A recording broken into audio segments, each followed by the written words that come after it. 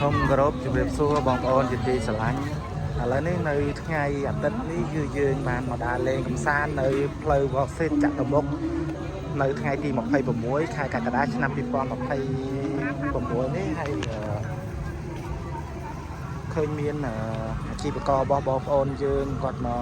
អញ្ជើញលក់តាមដូចប្រក់ក្តីទោះជាមេឃភ្លៀងពីក្បាលប្រលប់ក៏ដោយ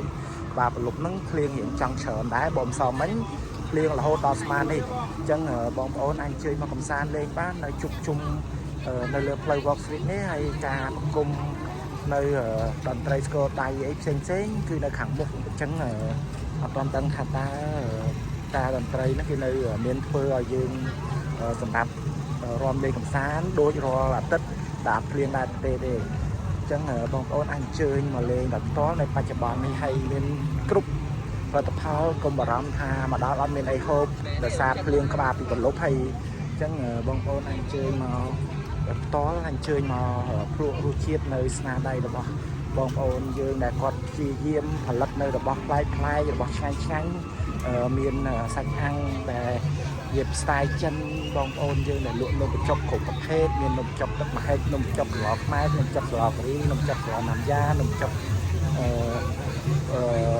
ថ្ងៃស្អីនំបញ្ចុកច្រើនប្រភេទទៀតដែលបងប្អូនដឹងហើយថានំបញ្ចុកខ្មែរយើងច្រើនណាស់ដែលខាងមកយកមកគ្រប់មាននំបញ្ចុកពងទាកូនដែលខាងសៀមរាបនំបញ្ចុកជាច្រើនហើយមានសាច់អាំងហើយមានបងប្អូនជនបរទេសជាពិសេសជនជាតិឥណ្ឌាប៉ាគីស្ថានទូគីហើយនឹងបងប្អូនដែលមានជនជាតិដូចជាជនជាតិចិនជនជាតិបរទេសផ្សេងទៀតបងប្អូនអាចជើញមកនេះមានរបស់លោកដូរច្រើនមែនតើមានបរតុកការមានបាយផ្លូវមួយមានចងហើយក៏មានបងប្អូនយើងគាត់អញ្ជើញមកហូបលេងចុកសបាយហើយការមានម្ហូបប្លែកបងប្អូនអាចអញ្ជើញមកហើយមានមាត្រាមានបោះឆ្ងាញ់ច្រើនណាអញ្ចឹងក្នុងឱកាសនេះបងប្អូនអាចជើញមកលេងបានក្នុងកំឡុងពេលម៉ោងនេះមិនមានភ្លៀងទេសម្រាប់នៅរាជធានីភ្នំពេញម៉ោង7អញ្ចឹងបងប្អូនដែលនៅជាដែលចង់សាកល្បងមកលេងអត់ទាន់ដឹងអាកាសធាតុថានៅរាជធានីនៅចំកណ្ដាលក្រុងនៅមុខវាំងនៅមុខមាត់ទន្លេរបស់យើងថាមានភ្លៀងអត់គឺអត់មានភ្លៀងទេហើយមេឃស្រឡះល្អណាស់អញ្ចឹង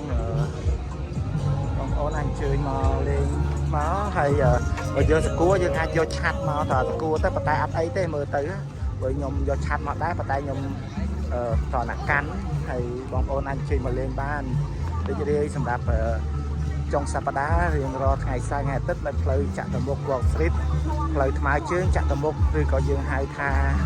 ចតុមុខ Walk Street របស់យើងនេះហើយបងប្អូននេះមកដល់ឃើញហើយមានបងប្អូនយើងដើរច្រើនហើយពីអាទិត្យទឹកមុនវាមាននៅជួរខាងនេះច្រើននៅជួរខាងនេះច្រើនបងប្អូនលក់តែដល់ពេលថ្ងៃនេះដូចជាគេឲ្យមូលមិនដឹងឬក៏ដោយសារភ្លៀងវាគេពិបា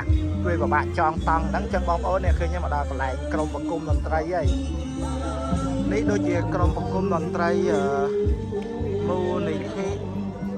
ដើម្បីអង្គការថវិកាទ្រទ្រង់ជីវភាពប្រចាំថ្ងៃរបស់ជនមានពិការភាពនៃសមាគមតន្ត្រីសំនៀងជនពិការអញ្ចឹងមានបងប្អូនយើងគាត់មកពីទៀតព្រមឲ្យបងប្អូនយើងគាត់ជាព្រោះអញ្ចឹងស្មឹងលោកអង្គសង្ខា